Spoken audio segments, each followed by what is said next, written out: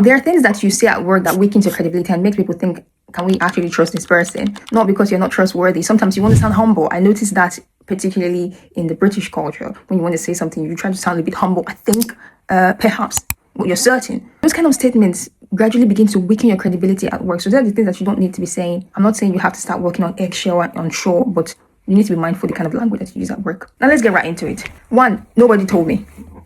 Nobody told me.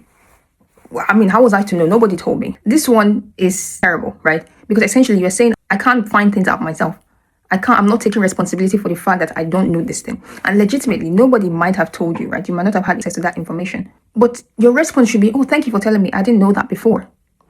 It's not wrong to say I didn't know that. Do you get what I mean? Obviously, you need to observe the room and understand what is at stake before you say such things. But the fact that you say, nobody told me, I mean, it positions you as being defensive, as unwilling to receive feedback or correction. And essentially you're saying, well, I mean, you can't expect anything from me if nobody told me. A lot of the things that you learn on your job in corporate, you're not going to be told, right? You're not going to be told verbatim. A lot of things will be implied. So you're meant to learn from that. Number two is, I've never done that before. I've never done that before. They give you a task. Can you do this? Okay, yeah, I can do it, but I've never done that before. I used to have this colleague that always did that. Whenever they were assigned a new task, they would say, okay, fine, I can do it. I mean, I've never done that before. I'll see. If you don't work, fine. But I mean, if you don't work, like, no, I mean, I've never done it before.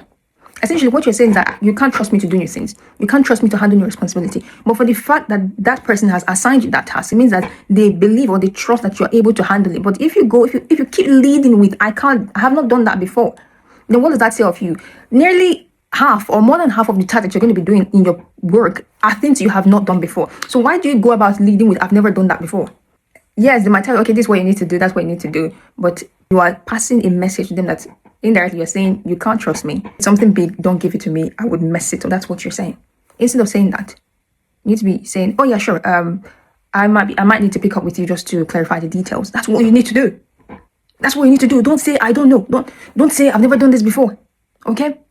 Let's go to the next one. When you say something like, yeah, I'm just waiting for X. Ask you, what's the update on so on? So I'm just waiting for data. I'm just waiting for this. I'm just waiting for that. Because in itself, nothing is wrong with saying I'm waiting for this. But it shows that you're not taking ownership. So what you can say potentially is, right, so this is where I've got to with this. And I've put so and so in place and I've gotten so far with that report. But there's just one more bit that is pending from the data team. So once I get that, it's all going to be done. Now you see how that sounds more confident. You see how it feels like you know what you're doing. But when you say, I'm just waiting for data, I'm just waiting for the report from so and so person, it feels like I don't know what else to do apart from waiting. So if I don't get this, I can't progress.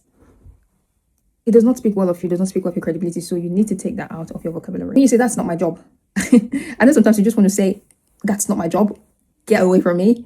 But legitimately, you can't use such languages at work, even if it's not actually your job. So you need to say, right, this is out of my scope right now. I could point you to the subject matter expert or who is currently handling that. End of case. You don't have to go about rambling, well, this is not my job. I end up picking up work after everybody. I end up doing what's not my piece of work and then I'm lagging behind on my own piece of work. All those things you're not needed. You end up being that person that's a rambler, that's a complainer. You don't want that. So you just point them to whoever is within that scope of work. And that's just it. When you say something like, I don't care about titles. I don't care about job titles.